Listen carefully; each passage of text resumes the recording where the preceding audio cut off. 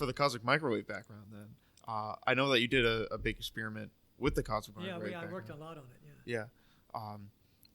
How does it feel going between that and going to something like LIGO? I mean, these are two hugely important experiments. Look, that is a complicated story about the dynamics of me being at MIT as a young professor. And that had to do, I probably would have not gone into studies of the cosmic background hadn't it been for tremendous amount of urging by people who were older than me that I had to do something and write a paper about it. And they said, you're never going to write a paper that has a result about gravitational waves.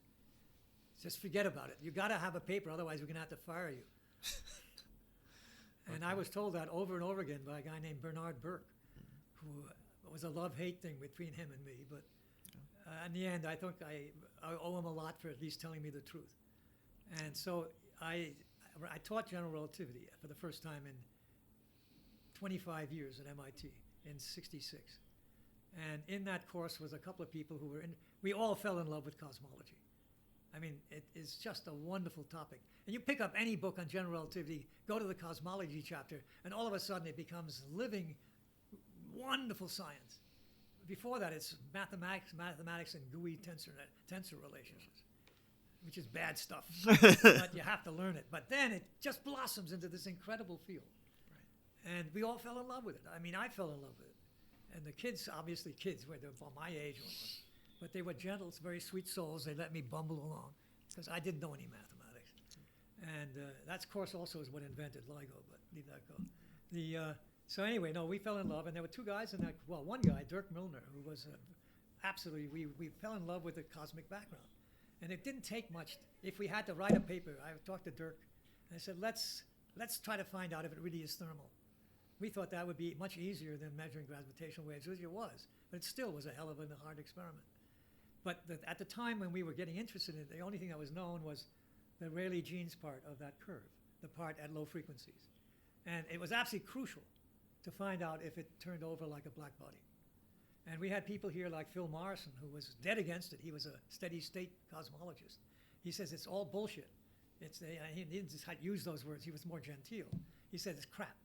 Okay, that there is no Big Bang. That's complete nonsense. And he said all that stuff this is not proof of a Big Bang. It's proof that there's a lot of dust around the Earth. That's all it proves. So I mean, I went to him. He says it's hardly worth doing that experiment. You'll find dust. So I said, yeah, well, we'll go find out. And it took us, I hate to tell you, 5 years to find out with balloons. And then we did Kobe, and that was the thing that really nailed it. Yeah. That took 20 years more.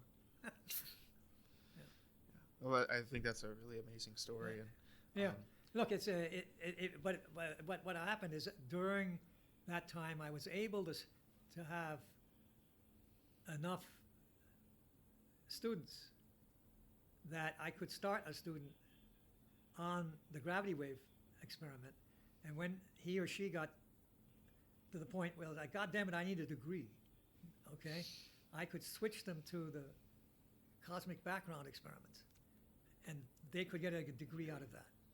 Because it wasn't just building apparatus. They were flying balloons, getting new data all the time. And Kobe. But Kobe was so long, very hard to put students on it until the very end. So I played a game, and the first time I ever put students on the gravity wave thing was in 1986. That experiment started in 1972. Finally, I had the courage, and it didn't turn out well. Because the kids, they were two guys, measured gravitational wave. They set upper limits on gravitational waves using a little tiny prototype we'd built. And they got hell from the PhD committees.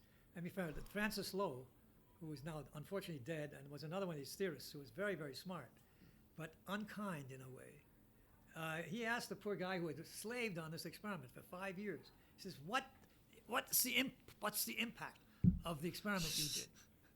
And the poor guy said, well, and he said, well, the sun didn't blow up. And Francis looked at me, and he says, how could you give people a problem like that?